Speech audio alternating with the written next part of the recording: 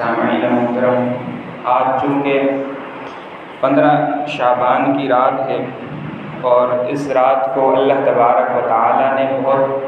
فضیلت سے نوازا ہے۔ جس طرح کے عام دنوں کے اندر ہر ہفتے جمعے کا دن آتا ہے، اس کو اللہ تعالیٰ نے تمام دنوں پر فوقیت اور فضیلت عطا فرمائی ہے۔ بالکل اسی طرح کچھ راتیں مخصوص ہیں جن کو اللہ تبارک و تعالیٰ نے بہت فضیلت سے نوازا ہے۔ ان میں سے ایک رات آج کی رات یعنی مغرب کے بعد سے اس کا وقت شروع ہو چکا ہے، اور اس کے اندر ہمیں کیا کرنا ہے، رات کو کس طرح گزارنا ہے، اور جب تک یہ دن باقی رہتا ہے 15 شعبان کا، اس میں ہمیں کیا کرنا ہے۔ تو مختصراً کچھ اعمال ہیں، اس پر ہمیں اگر عمل کر لیں تو اللہ تبارک و تعالی ہمارے لیے آسانی بھی پیدا فرمائیں گے، اور جو مخصوص اعمال ہیں، مسنون ہیں، اس پر ہم عمل کریں گے تو سنتوں کو بھی زندہ کرنے والے بن جائیں گے۔ سب سے پہلی بات یہ ہے کہ جب بھی حضور علیہ السلام کی زندگی میں رجب کا مہینہ شروع ہو جاتا تھا تو آپ علیہ السلام یہ دعا کرتے تھے، اللہم بارک لنا، شعبان کا مہینہ شروع ہوتا تھا، اللہم بارک لنا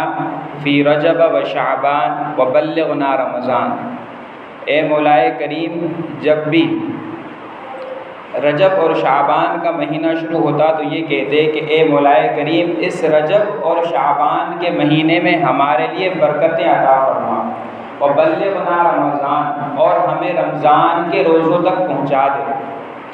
اور دوسری حدیث شریف کا مفہوم ہے کہ حضرت اسامہ بن زید فرماتے ہیں کہ میں نے حضور علیہ السلام سے پوچھا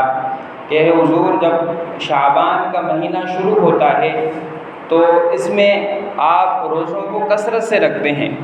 حالانکہ ہم نے پہلے کبھی اس طرح نہیں دیکھا کہ جو مہینے عام ہوتے ہیں ان کی بنسبت آپ شعبان کے مہینے میں کثرت سے روزے رکھتے ہیں، اس کی کیا وجہ ہے؟ تو حضور علیہ السلام نے فرمایا کہ لوگ عام طور پہ اس رجب اور شعبان کے مہینے میں غافل ہوتے ہیں، اور غافل کس سے ہوتے ہیں کہ آنے والا جو مہینہ ہوتا ہے رمضان المبارک کا، اس کو بہت فضیلت ہے، اور اس کے جو مخصوص اعمال ہیں ان کی طرف اس کو توجہ نہیں دی جاتی۔ اور دوسری وجہ یہ بتائی کہ میں روزے کثرت سے اس لیے رکھتا ہوں کہ چونکہ آنے والا مہینہ جو ہے وہ رمضان کا ہے، اور رمضان میں روزے رکھے جاتے ہیں، اور میں اس طرح اس کو اگر یوں کہہ دیں کہ میں شعبان کے مہینے میں جو روزے کثرت سے رکھتا ہوں وہ اس کی پریکٹس کر رہا ہوتا ہوں کہ اگلا جو مہینہ آنے والا ہوئے اس میں مستقل 29 یا 30 روزے رکھنے ہیں تو اس میں آسانی ہو جائے۔ بالکل اسی طرح یہ جو شعبان کا مہینہ ہے، اس میں سب سے پہلا عمل ہمیں یہی پتہ چلتا ہے کہ ایک تو ہمیں کثرت سے روزے رکھنے چاہیے، جو دن گزر چکے نہیں رکھ سکے کوئی بات نہیں، لیکن آنے والے جو دن باقی ہیں اس میں جو ہے وہ روزوں کا ہمیں ایک دن چھوڑ کے 2 دن چھوڑ کے کم از کم ہفتے میں ایک دن روزہ ہی رکھ لیں تو ثواب حاصل ہو جائے گا۔ باقی جو آج شعبان 15 شعبان کی رات ہے، اس میں بارے میں عمومی طور پر لوگ افراد یا تو تفرید کا شکار ہے، یا تو اس کا مطلب یہ ہے کہ کچھ لوگ ایسے ہیں کہ وہ اس رات کی فضیلت کو بہت زیادہ بیان کرتے ہیں کہ اگر اس میں جو اعمال بتلائے گئے ہیں اس پر عمل نہیں کیا تو خدا نخواستہ وہ گنہگار ہو جائے۔ اور دوسرے کچھ لوگ ایسے ہیں کہ وہ بالکل اس کو عام دنوں کی طرح سمجھتے ہیں، تو یہ بھی اچھی بات نہیں ہے، بلکہ اس کی جو فضیلت ہے وہ حدیث شریف سے بھی واضح ہے، اور اسی طرح حضور کے اعمال سے بھی واضح ہے، اس کو ہمیں دیکھنا ہے۔ سب سے پہلی جو چیز ہے کہ لوگ اس رات کے اندر قبرستان جاتے ہیں، یعنی یہ جو رات ہے آج کی، اس کے اندر قبرستان چلے جاتے ہیں اور یہ سمجھتے ہیں کہ ہم آج رات جا کے جو ہے وہ اپنے والدین کی یا اپنے رشتہ داروں کی قبر پہ جائیں گے اور ان کی جو ہے ہماری دعا سے ان کی مغفرت ہو جائے گی. تو ایسا نہیں ہے، بلکہ حضور علیہ السلام کی پوری زندگی میں ایک بار جانا ثابت ہے کہ حضور علیہ السلام اپنی 63 سالہ زندگی میں اس 15 شعبان کی رات کو ایک بار گئے تھے. کیا گئے تھے؟ ایک بار گئے تھے. اور یہ ایک بار جانا یہ ہمیں بتلاتا ہے کہ انسان کبھی کبھی اس کو جو ہے وہ قبرستان میں بھی جاتے رہنا چاہیے، اور اس لیے جائے کہ اس کو جو ہے پتہ لگ جائے کہ دنیا میں جہاں بھی رہتا ہوں، کہیں بھی جاتا ہوں، سفر کرتا ہوں، لیکن گھوم پھر کے کسی بھی جگہ جاؤں، واپس یہی جگہ ہے جہاں پہ میں نے آ کے رہنا ہے اور بہت لمبا عرصہ رہنا ہے، اور اکیلے رہنا ہے، اور اندھیرے میں رہنا ہے، اور کتنے جو ہے وہ وزنی مٹی میرے اوپر رہنی ہے، اور میرے ساتھ کوئی نہیں ہوگا سوائے میرے ان اعمال کے. اگر نیک ہوئے تو کیا ہوگا؟ جنت کی کھڑکی میرے لیے کھول دی جائے گی، اور خدا نخواستہ اگر برے عمل ہوئے اور گناہ گار ہوا تو اس کی سزا جو ہے وہ قبر میں بھی ملتی ہے اور آخرت میں تو یقینی ہے. تو قبرستان انسان کو ویسے بھی جاتے رہنا چاہیے کبھی کبھار، لیکن اس رات کے اندر ضروری سمجھ لینا کہ کوئی شخص نہیں جاتا تو وہ گناہ گار ہوگا، تو یہ بات بالکل بھی ٹھیک نہیں ہے. تو سب سے پہلی بات جو تھی وہ یہ ہو گئی کہ وہ اس رات کے اندر ضروری نہیں ہے کہ انسان قبرستان جائے، لیکن کبھی کبھار اس رات میں بھی اگر زندگی میں ایک بار چلا بھی جائے اور یہ سمجھ کے چلا جائے کہ حضور علیہ السلام اپنی زندگی میں بھی ایک بار گئے تھے، تو اس کی یہ سنت بھی زندہ ہو جائے. اور قبرستان ویسے بھی انسان کو جاتے رہنا چاہیے. اور دوسری جو چیز ہے اس کے اندر روزوں کے بارے میں ہے کہ 15 شعبان کا روزہ رکھنا بھی بہتر ہے. اور کچھ لوگ صرف اسی روزے کو جو ہے وہ خاص طور پر رکھتے ہیں اور کہتے ہیں کہ اس کی بہت بڑی فضیلت ہے اور اس روزے کے رکھنے سے گناہ معاف ہو جائیں گے اور طرح طرح کی باتیں ہوتی ہیں. تو اس کی حقیقت یہ ہے کہ 15 شعبان کا جو روزہ ہے اس کی بذات خود کوئی فضیلت نہیں ہے. 15 شعبان کے روزے رکھنے کی بذات خود کوئی فضیلت نہیں ہے، بلکہ اگر روزہ رکھنا ہے تو اس کو 2 طرح سے منسوب کر کے روزہ رکھا جائے. ایک تو یہ سمجھ کے روزہ رکھا جائے کہ حضور علیہ السلام کی اپنی زندگی کا معمول تھا کہ اسلامی مہینے جو ہیں اس کی 13، 14 اور 15ویں رات یہ 3 دن روزے رکھا کرتے تھے، اور 15 شعبان بھی انہی 3 دنوں میں سے ہے. تو یہ سمجھ کے روزہ رکھ لے کہ حضور علیہ السلام چونکہ جو ہے وہ ایام 20 ان کو کہا جاتا ہے اس کے روزے رکھتے تھے، تو انہی دنوں میں سے اور دن نہ صحیح تو کم از کم ایک دن کا ہی مجھے سنت پر عمل ہونا جو ہے اس کا ثواب مل جائے گا. اور دوسری بات یہ ہے، اگر یہ بات ذہن میں نہیں آتی تو 15 شعبان کا یہ سمجھ کر روزہ رکھ لے کہ حضور علیہ السلام نے جیسے فرمایا کہ میں شعبان کے مہینے میں کثرت سے روزے رکھتا ہوں، تو شعبان کے مہینے میں 15 شعبان بھی آ جاتی ہے. تو اس طور پر یہ ذہن بنا لے کہ حضور علیہ السلام چونکہ شعبان کے مہینے میں کثرت سے روزے رکھتے تھے تو اور دنوں میں نہ صحیح تو کم از کم یہ 15 شعبان کا جو ہے وہ روزہ ہے یہ بھی اسی مہینے میں آتا ہے، تو یہ سمجھ کے روزہ رکھ لے تو اس کو بھی ثواب جو ہے وہ مل جائے گا. اور اس کے بعد آگے چل کے جو ہے وہ اس کے اندر عبادات کو بھی کرنا ہے، لیکن عبادت کچھ لوگ ایسے ہوتے ہیں کہ وہ مخصوص کر لیتے ہیں کہ میں نے آج رات اتنی رکعتیں پڑھنی ہیں اور جو ہے وہ پورا قرآن ختم کرنا ہے بیٹھ کے، اور جو ہے وہ میں نے 1000 مرتبہ استغفار کرنا ہے اور درود شریف پڑھنا ہے. یہ کوئی ضروری نہیں ہے، یہ مسنون اعمال ہے، انسان 10 بار بھی استغفار کر لے کوئی بات نہیں، ثواب مل جائے گا۔ اور دوسرا جو ہے وہ قرآن شریف کا ایک رکوع جو ہے وہ تلاوت کر لے، اس میں بھی ثواب ہوگا۔ لیکن ان اعمال کو جتنی کثرت سے کرے گا، جتنی اس کو ہمت ہو، طاقت ہو، یعنی یوں سمجھ لیں کہ اگر اس رات کو ہمیں جاگنا ہے تو کم از کم جہاں تک ہم عام طور پہ راتوں کو جاگتے ہیں، شہری لوگ ہوتے ہیں وہ عام طور پہ رات کو 12، 1، 1:30 بجے کے بعد ہی سوتے ہیں، تو وہ بجائے اور مصروفیات کے عشاء کی نماز ساتھ پڑھ کے وہ کچھ استغفار کر لے، کچھ درود شریف پڑھ لے، اور جو ہے وہ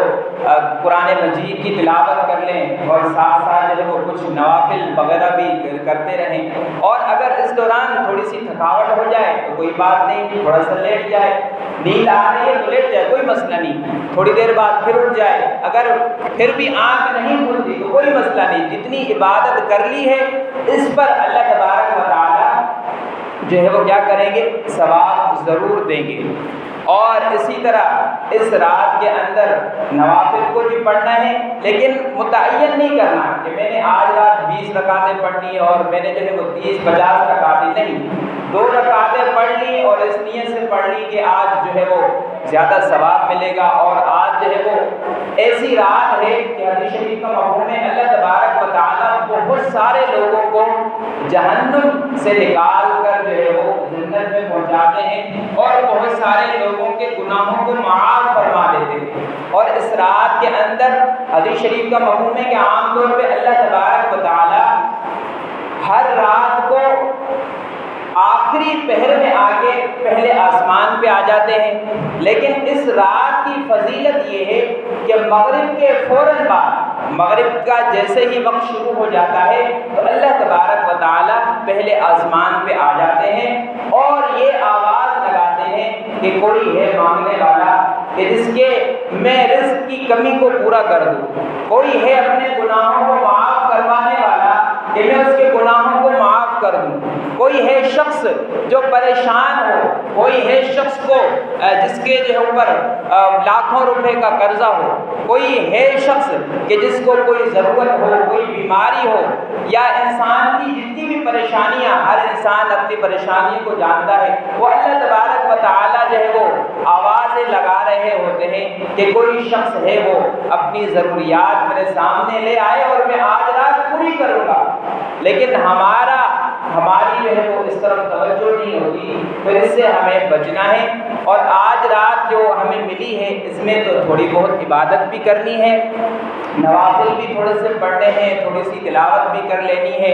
اور یہ ضروری نہیں ہے کہ ساری چیزیں کر لی جائیں، یہ ضروری نہیں ہے، بلکہ جو ہو سکے نماز پڑھ سکتا ہے نماز پڑھ لے، اور جو ہے وہ قرآن مجید صرف پڑھ سکتا ہے قرآن مجید پڑھ لے، توبہ استغفار کر سکتا ہے صرف وہ کر لے۔ لیکن یہ ساری چیزیں تھوڑی تھوڑی اس لیے کر لے کہ تھوڑا سا ثواب نماز کا بھی ہو جائے، تھوڑا سا ثواب جو ہے وہ قرآن مجید کے پڑھنے کا بھی ہو جائے، تھوڑا سا ثواب جو ہے وہ استغفار کا ہو جائے، تھوڑا سا ثواب جو ہے وہ درود شریف کا بھی ہو جائے۔ تو یہ ساری چیزیں تھوڑی تھوڑی کرنی ہے، اور اس کو متعین نہیں کرنا کہ اتنی بار پڑھنی، بس جتنا ہو سکے انسان درود شریف پڑھ لے، استغفار، درود، قرآن مجید اور جو ہے وہ نوافل۔ اور اسی طرح اس رات کے اندر تھوڑا سا اپنی استطاعت کے مطابق انسان صدقہ بھی کرے، اور اللہ تعالیٰ کی راہ میں جب انسان صدقہ کرے گا تو اللہ تعالیٰ قرآن مجید میں فرماتے ہیں لَأَزِيدَنَّكُمْ، میں اس کے مال میں ضرور اس کو اللہ تعالیٰ نے تاکید کے ساتھ فرمایا ہے کہ میں اس کے مال میں اضافہ کروں گا۔ لام اس میں تاکید کا ہے کہ ضرور اضافہ ہوگا، اور اس میں نون مشدد ہے، اس کا اضافہ ہے، اور کہنے والی ذات خود اللہ تبارک و تعالیٰ کی ہے کہ کہتی ہے کہ تم صدقہ کرو، میں تمہارے مال میں اضافہ کروں گا۔ تو اپنی استطاعت کے مطابق چاہے 50 روپے ہو، 100 روپے ہو، مالدار آدمی 1000، 50,000 جتنا ہو سکے